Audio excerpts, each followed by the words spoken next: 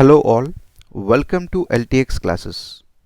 Let's start with your daily MCQ session. Let's look at the question number 1. Consider the following statements with respect to Indian flapshell turtle. And ఇది చూస్తే ఇది మీకు scientific name. ఎప్పుడైనా UPSC Indian flapshell turtle అని కాకుండా డైరెక్ట్గా మీకు ఈ సైంటిఫిక్ నేమ్తోనే క్వశ్చన్ వచ్చే ఛాన్సెస్ ఉన్నాయి. సో అందు గురించి సైంటిఫిక్ నేమ్ ఇవ్వడం జరిగింది. సో ద ఆప్షన్స్ ఏంటో చూద్దాం. It is only found in India, Bangladesh and Pakistan. Its IUCN status is vulnerable. These turtles are omnivorous. Which of the above statements is or are correct anar? So what is the right answer? If you see first option చూడండి, it is only found in India, Bangladesh and Pakistan. Only ఇలాంటి words తో మనం చాలా జాగ్రత్తగా ఉండాలి. ఇవి extreme words అంటాం UPSC లాంగ్వేజ్లో. Only, all of these, never, certainly not. ఇలాంటి ఎక్స్ట్రీమ్ వర్డ్స్ ఎప్పుడు వచ్చినా మీరు స్టేట్మెంట్ని చాలా కాషియస్గా చదవాలి. మోస్ట్ ఆఫ్ ద టైమ్స్ ఈ స్టేట్మెంట్స్ రాంగే అవుతాయి. సో ఇక్కడ కూడా మీరు చూస్తే ఇండియా, బంగ్లాదేశ్ అండ్ పాకిస్తాన్ అన్నారు. Actually the turtle is spread through Sri Lanka, Nepal and Myanmar. It not just restricted with India, Bangladesh and Pakistan. So that makes the option number 1 incorrect. So ఇక్కడ second ఆప్షన్లో మీరు చూస్తే సెకండ్ ఆప్షన్ కరెక్టే, కాకపోతే సెకండ్ ఆప్షన్లో IUCN అని ఇచ్చారు. చూడండి, ఐయుసిఎన్ అంటే ఏంటి? IUCN stand for international union for conservation of nature. ఈ ఇంటర్నేషనల్ యూనియన్ ఉంటుంది, అది ఒక రెడ్ బుక్ అని ఇస్తుంది. ఆ రెడ్ బుక్లోని ఏవైతే స్పీషీస్ ఉన్నాయో, ఫ్లోరల్స్ అండ్ ఫోనాస్ రెండును, వాటికి ఇలాగా ఇప్పుడు ఇక్కడ వల్నరబుల్ అని ఉంది కదా, వాటికి కొన్ని గ్రేడ్స్ ఇస్తారనమాట. బాగా బాగా వాటి ఎగ్జిస్టెన్స్ క్వశ్చన్ చేయాల్సి వస్తే దాన్ని ఎండేంజర్ అంటారు. ఇంకా వాటి రేషియో చాలా హ్యాబిటెట్లో తగ్గిపోతుంటే దాన్ని క్రిటికల్లీ ఎండేంజర్డ్ అంటారు. బాగానే ఉంది అనుకుంటే వల్నరబుల్ అంటారు. అసలు దీనికి ఏం ప్రాబ్లం లేదు అనుకుంటే లీస్ట్ కన్సర్న్ అంటారు. సో ఇలా గ్రేడింగ్స్ ఇస్తూ ఉంటుంది అనమాట ఐయుసిఎన్లో ఇలా గ్రేడింగ్ ఇచ్చిన దాంట్లో ఈ ఇండియన్ ఫ్లాప్షెల్ టర్టిల్ అనేది వల్నరబుల్ స్టేజ్లో ఉంది.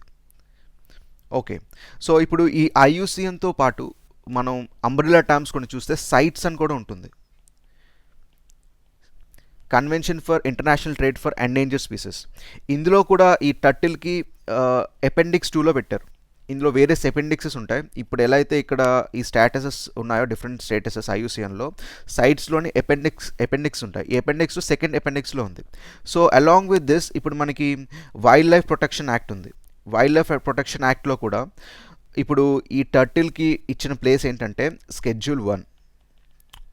ఇవన్నీ ఎందుకు చెప్తున్నానంటే, ఒక్కసారి మీరు ఒక బాడీని చూసినప్పుడు దాని అంబ్రెల్లా బాడీస్ ఏంటి, ఇంకా వేరే బాడీస్లోని ఈ టర్టిల్కి ఉన్న ప్లేస్ ఏంటి అని మీరు అనలైజ్ చేస్తే నెక్స్ట్ మీకు ఏంటంటే ఇప్పుడు ఇండియన్ ఫ్లాప్షెల్ టర్టిల్ మీద ఎటువంటి క్వశ్చన్ వచ్చినా మీకు ఎక్కువ డేటా పాయింట్స్ మీ దగ్గర ఉంటాయి కాబట్టి మీరు ఈజీగా సాల్వ్ చేయగలుగుతారు.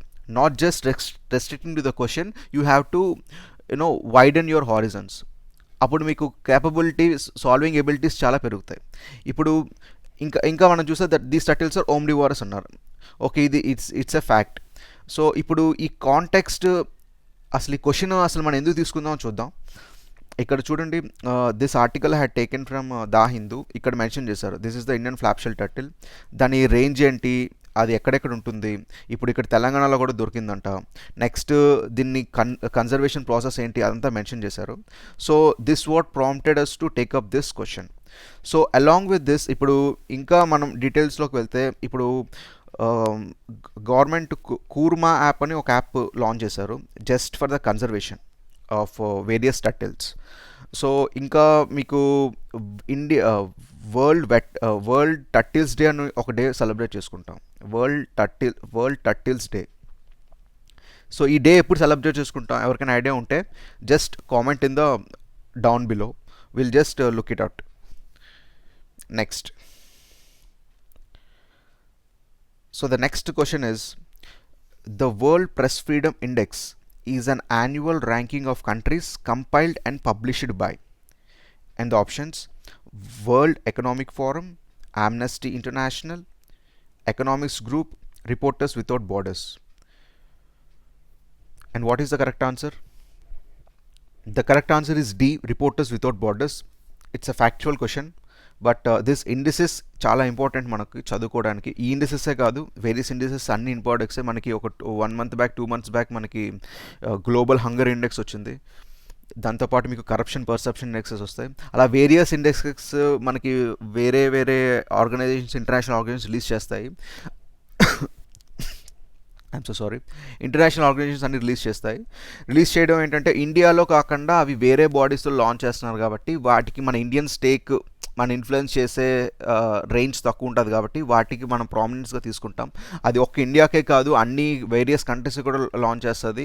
సో వాళ్ళు కూడా దాన్ని ప్రామినెంట్గా తీసుకొని పాలసీ మేకింగ్లోని దాన్ని ఇంప్లిమెంట్ చేస్తారు. ఆ ఇండిసెస్లో ఉన్న ఇన్పుట్స్ని ఖచ్చితంగా తీసుకుంటారు. అందు గురించి మన ఇండిసెస్ అన్ని మనం చదవాల్సి వస్తుంది. సో ఇప్పుడు ద కాంటెక్స్ట్ ఏంటో చూద్దాం. See, as I said, the government disagrees with the India's rank in world press freedom index. ఇది కూడాను ద హిందూ ఆర్టికల్. సో ఇక్కడ మీరు చూస్తే ఇండియాస్ ర్యాంక్ 142 అవుట్ ఆఫ్ 180 అంట. సో గవర్నమెంట్ ఎందుకు కండెమ్ చేస్తుందంటే వాళ్ళు యూజ్ చేసిన ఎవిడెన్సెస్, ఆ పారామీటర్స్ సైంటిఫికల్గా లేవు అని గవర్నమెంట్ నుంచి ఒక బ్యాక్లాష్ అయితే వచ్చింది. అందు గురించి మీరు ఇచ్చిన ఇండిసెస్ని మేము కన్సిడర్ చేయమని చెప్తున్నారు. So that is the question number 2. Let's go to the question number 3. So the question number 3, which of the following statements about compassionate employment is or are correct?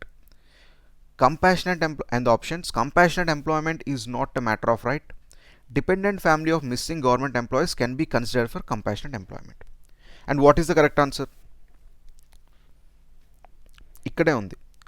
I just took up this title as an option. Compassionate job, not a vested right, says SC. So this judgment itself makes the question, the option number 1 correct. Compassionate employment ఒక right కాదని చెప్పేసి supreme court అది ఒక judgement ఇచ్చింది. Compassionate employment అసలు ఏంటో first చూద్దాం. Compassionate employment అంటే ఎవరైనా గవర్నమెంట్ ఆఫీసర్ కానీ ఎవరైనా if he dice in the line of duty, అప్పుడు డిసీజ్డ్ కోటా కింద వాళ్ళ కిడ్నీకి కానీ లేకపోతే వాళ్ళ ఫ్యామిలీ మెంబర్స్ ఎవరికైనా ఎంప్లాయ్మెంట్ ఇస్తారు. సో ఆ ఎంప్లాయ్మెంట్ ఇచ్చేదానికి కొన్ని పారామీటర్స్ ఉన్నాయి. సెంట్రల్ గవర్నమెంట్కి వేరేలాగా, స్టేట్ గవర్నమెంట్కి వేరేలాగా కొన్ని ఉంటాయి. ఆ పారామీటర్స్తో ఇప్పుడు చనిపోవడమే కాకుండా ఇప్పుడు ఏంటంటే ఎవరైనా మిస్సింగ్ పర్సన్స్ ఉన్నారనుకోండి, మిస్సింగ్ పర్సన్స్ అయితే 2 years వరకు మిస్ అయినా కూడా వాళ్ళకి వాళ్ళ ఫ్యామిలీలో ఎవరికైనా జాబ్ ఇచ్చే ప్రావిజన్ అయితే ఉంది కంపాషనెట్ ఎంప్లాయ్మెంట్ ద్వారా. సో అదే సుప్రీంకోర్టు రీఇటరేట్ చేసింది ఈ జడ్జిమెంట్లోని, ఏంటంటే కంపాషనెట్ ఎంప్లాయ్మెంట్ ఖచ్చితంగా అవసరమే, కానీ ఆ పారామీటర్స్ అవి డిసైడ్ చేయడానికి ఆ సపరేట్ స్టేట్ గవర్నమెంట్ వాళ్ళే డిసైడ్ చేస్తారు. అది అది అది ఇప్పుడు ప్రతి ఒక్కరి రైట్గా అది కాకుండా మనకి క్వాలిఫికేషన్ ప్రకారం కూడా ఇచ్చే ఛాన్స్ అయితే ఉంది. అది చెప్తున్నా. So dependent family of missing government employees can be considered for compassion. Definitely this is one of the correct statement. So the option is C, both. ikkada both avutundi, both the options are correct. Okay, let's go to the next question. Which of the following statements are the functions of the enforcement directorate? ED functions ento adugutunnaru.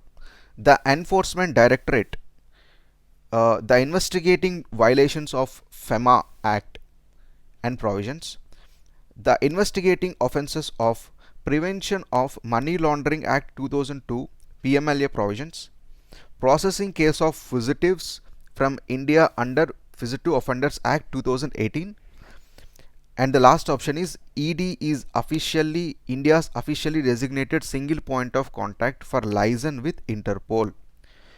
So మీరు సెక్యూరిటీలోని intelligence bodies గురించి కానీ economic offences bodies గురించి కానీ చదువుంటే మీరు ED గురించి అవుతారు, IB గురించి అవుతారు, సిబిఐ గురించి అవుతారు, సివిసి గురించి అవుతారు, ఇంకా చాలా బాడీస్ చదువుతూ ఉంటారు. So every body is governed by different acts. So అలానే ఇప్పుడు సిబిఐకి గవర్న్ చేసే యాక్ట్ ఏంటి, అది నాకు కామెంట్ చేయండి. డిపిఎస్సి ఆ యాక్ట్ అని ఎంతమంది అనుకుంటున్నారో కూడా కామెంట్ చేయండి. సో ఇప్పుడు ఇక్కడ ఈడీ కూడాను ఈడీ గవర్న్ చేయగల కొన్ని యాక్ట్స్ ఉంటాయి. అందులో మొదటిది ఫెమా, అది ఖచ్చితంగా గవర్న్ చేస్తుంది. ఫెమా అంటే ఫారెన్ ఎక్స్చేంజ్ మేనేజ్మెంట్ యాక్ట్, ఇది 1999లో తీసుకొచ్చారు. పిఎంఎల్ఏ, ఎవరైనా మనీని వేరే మీన్స్లో లాండర్ చేస్తే అది మనీ లాండరింగ్ యాక్ట్ కింద వస్తుంది. You just channelizing the no the way of transfer of the money, అప్పుడు అది లాండర్ అవుతుంది. సో ఆ యాక్ట్ని కూడా governed by the enforcement directorate. And fugitive offenders act అని ఇది 2018లో తీసుకొచ్చారు. ఇది తీసుకురావడానికి కారణం మనకి చాలామందికి తెలిసే ఉంటుంది. One of the popular reason is Nirav Modi, Vijay Mallya లాంటి వాళ్ళు ఇక్కడ అఫెన్సెస్ చేసి వేరే కంట్రీస్కి వెళ్ళిపోయారు. సో అక్కడ నుంచి వాళ్ళు మనం ఇండియాకి తెప్పించుకోగలడానికి మనకి ఒక లీగల్ యాక్ట్ అంటూ అప్పటి వరకు లేకుండా పోయింది. సో ఆ ప్రాబ్లం అప్పుడు వచ్చింది కాబట్టి ఈ యాక్ట్ని తీసుకొచ్చి ఈ యాక్ట్ బేసిస్గా అది ఎన్ఫోర్స్ చేస్తున్నారు. సో ఆల్ దీస్ 3 యాక్ట్స్ ఏదో చెప్పాను, నేను ఫెమా చెప్పాను, పిఎంఎల్ఏ చెప్పాను, ఈ ఫిజిటివ్ అఫెండర్స్ యాక్ట్, ఈ 3 గవర్న్డ్ చేసేది ఎన్ఫోర్స్మెంట్ డైరెక్టర్ ద్వారా జరుగుతుంది. ఇక్కడ మీరు 4th ఆప్షన్ చూస్తే ED is India's officially designated single point of contact for liaison with Interpol అన్నారు. So actually this is wrong statement. అది ఎందుకంటే ఇంటర్పోల్తో గవర్న్ చేసే బాడీ సిబిఐ, ఈడీ కాదు. సో ఇంటర్పోల్కి సిబిఐ మనకి ఒక ఇంటరాక్టివ్ ఏజెన్సీ ఉంటుంది. దీస్ ఆర్ ఆల్ వాళ్ళు కొలాబరేటివ్గానే పనిచేస్తుంటారు. If I recollect correctly, one of our IPS officers was acted as a deputy chairman for Interpol. So మన ఆఫీసర్స్ అక్కడ కూడా ఉంటుంటారు. అది మెయిన్లీ దీనికి కోఆర్డినేట్ బాడీ ఏంటంటే సిబిఐ, ఈడీ అయితే కాదు. ED is a specialised body which looks mostly upon the economic offences and deals with the laws called FEMA, PMLA and Fugitive Offenders Act. And the context of the question is also I mentioned in this article. So here the Unitech దీని మీద case వచ్చింది, దాన్ని ED వాళ్ళు investigate చేస్తున్నారు. So మనకి news పేపర్లోని ఎప్పుడైతే ఇలాంటి బాడీస్ కనిపిస్తాయో we should be very cautious. We should trace the provisions, objectives of those bodies which makes very important for the UPSC as concerned. Okay. So next jump into the next question, 5th question. ఇక్కడ మీరు చూస్తే this is also I have taken from this article. HC rejects plea for Red Fort possession by Bahadur Shah Zafar's great grandson and wife. So the intent మీకు చెప్పాను, అసలు options ఏంటో చూద్దాం. Which consider the following statements. The Red Fort was built during the reign of Shah Jahan in the mid 17th century. Second option, Akbar was the last Mughal ruler emperor to occupy the Red Fort. Third, Red Fort was designated a UNESCO World Heritage Site as part of Red Fort complex. Which of the above statements is or are correct అన్నారు. So మనకి చూసిన వెంటనే first strike అయ్యేది ఏంటంటే ఇది universal fact. Red fort కట్టింది షాజహాన్, ఇది మనం చిన్నప్పటి నుంచి చదువుతున్నాం. సో ఇది మనకి తెలుసుంటే we'll arrive these 2 options, B కానీ డి కానీ, ఎందుకంటే ఇక్కడ 1 లేదు, ఇక్కడ 1 లేదు. సో బి కానీ డి కానీ మధ్యలో మనకి కన్ఫ్యూజన్ ఉంటుంది. కానీ ఇక్కడ 2 అని ఒకటి ఉంది చూడండి, ఇది ట్రేస్ అయితే మనకి కరెక్ట్ ఆన్సర్ ఏంటో తెలిసిపోతుంది. సో ఇక్కడ చూడండి, Akbar was the last Mughal empire to occupy Red Fort అన్నారు. ఇప్పుడు మీరు నార్మల్గా చూసుకున్నా అక్బర్ తర్వాత వచ్చాడు షాజహాన్.